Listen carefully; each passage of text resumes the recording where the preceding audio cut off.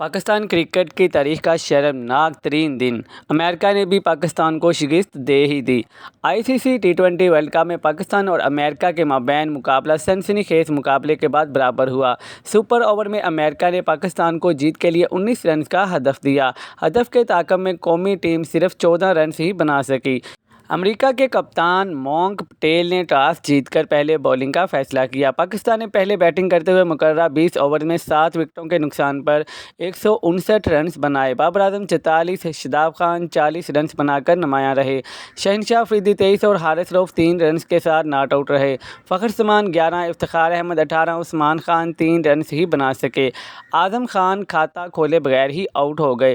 امریکہ کی طرف سے نوتھوش نے 3 اور اولکر نے 2، علی خان اور سنگھ نے 1 وکٹ حاصل کی۔ ہدف کے تعاقب میں امریکہ نے پراعتماد آغاز کیا۔ اس کی پہلی وکٹ 12 رنز بنانے والے آسٹین ٹیلر کی صورت میں 36 رنز پر گری، جنہیں نسیم شاہ نے آؤٹ کیا۔ اس کے بعد کپتان مونک پٹیل نے ذمہ دارانہ بیٹنگ کا مظاہرہ کرتے ہوئے 38 گیندوں پر 50 رنز بنائے۔ ان کا ساتھ گاؤس نے دیا، جنہوں نے 35 رنز بنائے۔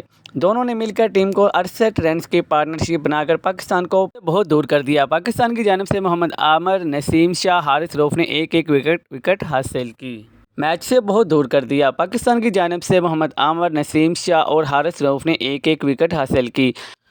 امریکی ٹیم کے کپتان نے ٹاس کے بعد گفتگو کرتے ہوئے کہا ہے کہ پہلے میچ میں جیت نے اعتماد میں اضافہ کیا ہے۔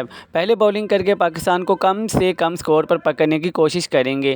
ٹیم میں ایک تبدیلی کی گئی ہے۔ بابر اعظم کا کہنا تھا کہ پچ اچھی لگ رہی ہے، بڑا ٹارگٹ دینے کی کوشش کریں گے۔ پہلے میچ میں ماحول کو دیکھ کر کھیلیں گے۔